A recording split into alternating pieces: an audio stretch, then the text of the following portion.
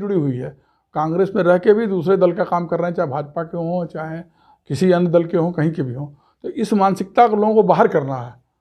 भले ही हमको 2, 4, 10, 20, 50 लोगों को, 40 लोगों को निकालना पड़े तो मैं निकालूंगा। तो मैं समझता हूँ उस पर राहुल जी को अमल करना चाहिए, कड़ाई से अमल करना चाहिए। और ख़ासतौर से उत्तर प्रदेश में जो लोग केवल अपने हित की राजनीति करते हैं और कांग्रेस में रह के भाजपा के हितों का पोषण करते हैं, ऐसे लोगों को चिन्हित करने की जरूरत है।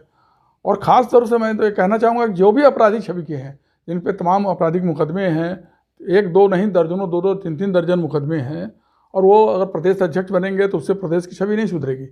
यहाँ बिल्कुल स्वच्छ छवि का ईमानदार और कर्मठ आदमी चाहिए, जिसकी छवि अच्छी हो और सभी जातियों को महत्व मिलना चाहिए। भारतीय जनता पार्टी और कांग्रेस पार्टी लगातार संगठन मजबूत करने में जुटी है। भारतीय जनता पार्टी ने पूरे प्रदेश में जिला अध्यक्ष और महानगर अध्यक्ष की नियुक्ति कर दी है, तो वहीं कांग्रेस भी लगातार जो संगठन है उसको, नगर अध्यक्ष को, संगठन को मजबूत करने में जुटी हुई है। सीधे तौर पे हम बात करेंगे कि इस जो संगठन को मजबूत करने में जो पार्टियां जुटी हुई हैं और ख़ासकर कांग्रेस को लेकर प्रोफेसर अनिल उपाध्याय जी हैं, और इनसे हम बात करेंगे कि जो 90 के दशक में जिस तरीके से कांग्रेस की सरकार हुआ करती थी, अब लगातार ये सूखा भी देखने को मिल रहा है। लेकिन 2027 को लेकर किस तरीके से कांग्रेस तैयारी कर रही है। सर ये बताइए कि जिस तरीके से लगातार संगठन मजबूत करने में सभी पार्टियां जुटी हुई हैं और बहुत सारे साफ हो गया है क्लियर कि कौन किसको पद मिला है, 27 को लेकर क्या कांग्रेस की जो रणनीति है, जो फार्मूला है, जो पीडीए के तहत बहुत सारे ब्राह्मणों को भी इन्होंने पद दिया है, यादवों को दिया है, SC/ST को दिया है, बहुत सारे चीज़ दिए, क्या दिखता है 2027 को लेकर? देखिए, निश्चित रूप से हमारे अखिल भारतीय कांग्रेस कमेटी के राष्ट्रीय अध्यक्ष मल्लिकार्जुन खड़गे जी नए सिरे से कांग्रेस को मजबूत करने में लगे हैं, और राहुल गांधी, सोनिया जी का भी उसमें सक्रिय सहयोग है। राहुल गांधी भी उत्तर प्रदेश को ख़ास तौर से देखे ज़्यादा गंभीर हैं, और खड़गे जी ये इन लोग के से मिलकर ये पूरा परिवर्तन के लिए लगे हुए हैं कि कम से कम संगठन को नए सिरे से बदलाव लाया जाए और एक नए ऊर्जावान लोगों को शामिल किया जाए, जिससे कांग्रेस मजबूत हो सके। मैं समझता हूँ कि पिछले दिनों जो जिला और शहर संगठन पूरे प्रदेश के घोषित किए गए, ठीक है, अभी कुछ हो सकता है कुछ जगहों पे रिपीट भी किया गया, कुछ जगह हो सकता है कुछ कमियां रह गई हों, लेकिन फिर भी उत्तर प्रदेश स्तर पर अगर देखा जाए तो अनेक जगहों पर जिला और शहर अध्यक्षों को बदलकर पुराने और निष्ठावान लोगों को महत्व दिया गया है। वो मैं समझता हूँ कि ये उचित कदम है। थोड़ा और परिवर्तन करने की ज़रूरत है, और ख़ास तौर से पूर्वांचल में और वाराणसी में तो और भी ज़्यादा कवायद करने की ज़रूरत है। बनारस में जो पुराने निष्ठावान कांग्रेसी हैं, जो इस वर्तमान अध्यक्ष अजय राय जी के नेतृत्व में अपने को थोड़ा उपेक्षित महसूस कर रहे थे, वो उनको भी महत्व दिया जाना चाहिए, क्योंकि वो लोग, बहुत से लोग अपने घरों में बैठ गए हैं, भदोही हो चाहे बनारस हो चाहे गलिया गाजीपुर हो, जौनपुर हो, तमाम ज़िलों में जो मुझे बहुत सी जानकारी है, वो लोग घरों में बैठ गए और अब जितनी सक्रिय पहले रहा करते थे वो सक्रियता उनकी कम दिखाई दे रही है।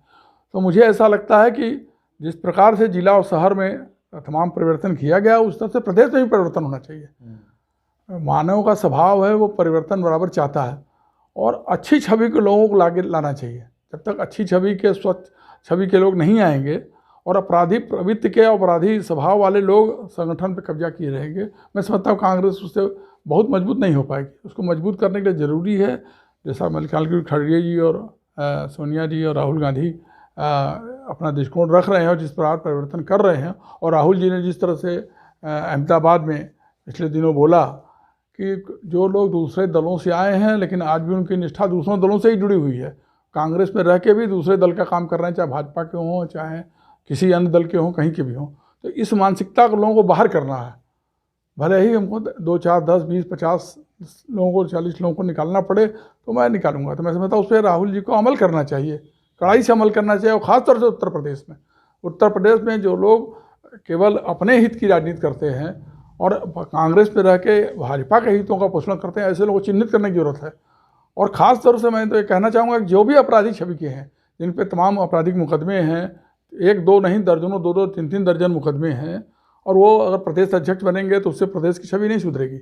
यहाँ बिल्कुल स्वच्छ छवि का ईमानदार और कर्मठ आदमी चाहिए जिसकी छवि अच्छी हो और सभी जातियों को महत्व मिलना चाहिए। खास एक जाति विशेष का लेकर, जिससे पिछले लोकसभा चुनाव में आपने देखा देवरिया में, गोरखपुर में, कुशीनगर में, जहाँ और महाराजगंज में या अन्य क्षेत्रों में जहाँ पे जनरल सीटें थी, उन जनरल सीटों में एक भी ब्राह्मण को टिकट नहीं दिया गया। बनारस में, इलाहाबाद में भी किसी ब्राह्मण को टिकट नहीं मिला, मिर्ज़ापुर में भी नहीं मिला। तो ये जो पूरा बेल्ट था सरयू पारी ब्राह्मणों का, इसमें किसी ब्राह्मण को नहीं मिला, तो उसका नतीजा हुआ कि सारी सीटें हार गए लोग। और जहाँ पे तालमेल सही था वहाँ चुनाव जीते।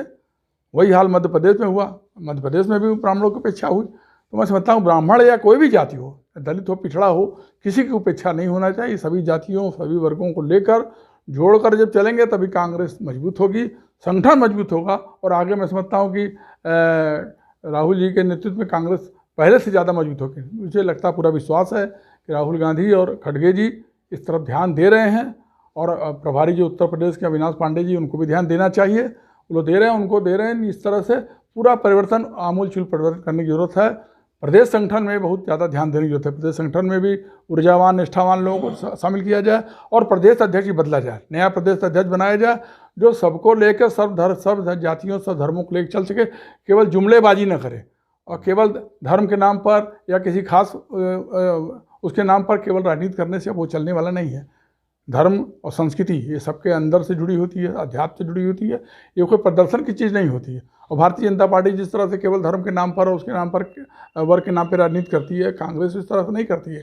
कांग्रेस सर्वधर्म सद्भाव को में विश्वास करती है। कांग्रेस सभी दलों के, सभी जातियों के, सभी धर्मों को मानने वालों को समान रूप से लेकर महत्व लेकर चलती है। वैसा ही आदमी चाहिए जो सभी धर्म, सभी जातियों को समान रूप से लेकर चले, सबको उचित महत्व दे, दलितों, पिछड़ों को भी महत्व दे।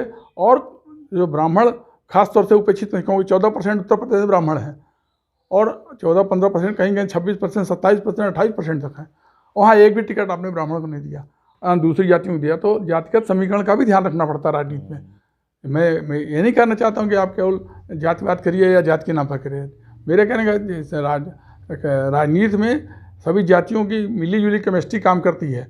सभी जातियों को, लोगों को जोड़कर चलना पड़ता है। जिसकी जितनी संख्या उसकी भागीदारी, राहुल जी ने कहा था। तो जिसकी संख्या जितनी है उनको भागीदारी दीजिए। दलितों की जहाँ संख्या ज़्यादा है दलितों को दीजिए, पिछड़े वर्ग को दीजिए, माइनॉरिटीज़ के जहाँ लोग हैं वहाँ माइनॉरिटीज़ को भी महत्व दीजिए। जहाँ ब्राह्मणों की संख्या ज़्यादा है वहाँ ब्राह्मणों को भी महत्व दीजिए। अच्छी छवि के लोगों को लीजिए, उसमें खराब छवि के लोगों को, अपराधी छवि के लोगों को ले आएंगे, चाहे किसी भी जात का होगा। तो मैं समझता हूँ जनता ऐसे लोगों को हरा देती है, नकार देती है। तमाम दलों के जो बड़े नेता थे वो भी कहते थे, दीनदयाल उपाध्याय जो कि भाजपा का नेता हुआ करते, वो भी कहा करते थे कभी कि जो अगर कोई बड़ी पार्टी से गलत व्यक्ति अगर आए तो उसको वोट नहीं देना चाहिए, मतलब उसको नकार देना चाहिए। तो सभी लोग ये मानते हैं। एक बात बताइए कि जो चुनाव की सरगर्मी बिहार और उत्तर प्रदेश में बढ़ शुरू हो गया है, प्रचार तेज हो गया है, इससे कांग्रेस को क्या कुछ लाभ मिल पाएगा कि नहीं, खासकर बिहार में? कांग्रेस के पास अब उत्तर प्रदेश, बिहार में खोने के लिए कुछ है नहीं। उत्तर प्रदेश में तो एकदम ही नहीं, कोई कुछ खोने के लिए नहीं। कांग्रेस तो 2 सीट पाई है। एक प्रमोद तिवारी जी की बिटिया पाई है, जो हमेशा से जीतते रहे हैं। प्रमोद तिवारी, उनकी बिटिया जीत जाती, जैसे भी जीतती है, लेकिन वही जीतते हैं। किसी को प्रमोद तिवारी जिताते भी नहीं है या जीता भी नहीं पाते हैं, भले वो प्रदेश स्तर के, राष्ट्रीय स्तर के नेता अपने कहते हो, लेकिन वो प्रतापगढ़ में अपनी सीट के अलावा कोई सीट जिताने की क्षमता नहीं रखते हैं। मैं आरोप नहीं लगा रहा हूँ, लेकिन जो असलियत है वो यही है। पिछले चुनाव देखा कि उनकी बिटिया वो जीत गई। एक सीट पर आप जीत गए महाराजगंज से, और फिर उसी व्यक्ति को आपने लोकसभा भी लड़ा दिया। हाँ, और उसी जात का आदमी, पिछड़ी वर्ग के चौधरी लड़े थे जो मंत्री हैं, और उन्हीं का शिष्य रहा, उसी को आपने लड़ा दिया, वो हार गया अंत में। अगर हो सकता है कि वहाँ किसी अन्य वर्ग को दिए, सवर्ण को दिए होते, ब्राह्मण को देते या राजपूत देते, शायद समीकरण बदलता। लेकिन आप केवल उसी समय के सपा से आपने गठबंधन किया, लेकिन समाजवादी पार्टी में पता चला एक कांग्रेस का राजपूत लड़ रहा है तो एक सपा का राजपूत लड़ रहा है। एक कांग्रेस का गोरखपुर में बैकवर्ड लड़ रहा है तो महाराजगंज में एक कांग्रेस, गोरखपुर में का सपा का बैकवर्ड लड़ा रहे हैं तो महाराजगंज में कांग्रेस का बैकवर्ड। जब आपका आपसी तालमेल है तो आप जातीय समीकरण का भी ध्यान रखना चाहिए। आखिर ब्राह्मण का कहाँ लड़ेगा? जटिलपारी ब्राह्मण का जो ओरिजिन सेंटर है गोरखपुर मंडल, वहाँ से भी आपने किसी ब्राह्मण को टिकट नहीं दिया। बनारस में नहीं दिया, जबकि 26% 25% जनसंख्या है बनारस शहर में और बनारस संसदीय क्षेत्र में। इलाहाबाद में दिया, इलाहाबाद में मान लीजिए एक रेवती रमन जी के लड़के को दिया, उनकी छवि अच्छी थी, चुनाव जीत गए। छवि का बहुत बड़ा असर था, मैं कहना चाहता हूँ। बनारस में भी अगर सही व्यक्ति को टिकट दिया जाता तो नरेंद्र दामोदर दास मोदी यहाँ 1.5 लाख वोट से चुनाव हारते, लेकिन हारने की जगह वो जीते, क्योंकि जो लोग देना भी चाहते थे कांग्रेस को वोट, पूरे लोग नहीं दे पाए। तो जरूर वोट उनको मिला कांग्रेस को, 4,60,000 वोट मिला, उतने से ही खुश हो गए माननीय अजय राय जी। लेकिन अगर कोई अच्छी छवि का आदमी लड़ता तो मैं समझता हूँ 1.5 लाख से चुनाव जीतता बनारस से, चाहे कोई भी व्यक्ति लड़ता। तो इन सब चीज़ों पे ध्यान देने की जरूरत है। अब जो आदमी 4 बार 3 बार लगातार लोकसभा हार रहा हो, 2-2 बार विधानसभा हार रहा हो, 6-6 बार 7-7 बार, कई लोग 6-6 बार 7-7 बार हार के दूसरे दौर में चले गए। यहाँ पूर्व सांसद थे वो भाजपा में चले गए, वो 5-6 बार वो भी 5 चुनाव हार चुके। एक सर व्यक्ति हैं जो लगातार चुनाव लड़ते हैं, 6-6 7 बार, मेयर का भी चुनाव लड़े, 7 बार चुनाव हार चुके। तो यार क्या हारने का रिकॉर्ड कांग्रेस बनाने के लिए बैठी हुई है कि आप टिकट देके 6-6 7-7 8-8 बार चुनाव हरवाइए और हारने के बाद वो व्यक्ति कांग्रेस में उपेक्षा का आरोप लगा के दूसरे दल में चला जाए। हम लोग कांग्रेस में हैं, कांग्रेस में ही रहेंगे और कांग्रेस में जो गड़बड़ियाँ होगी उसकी आलोचना खुल के करेंगे।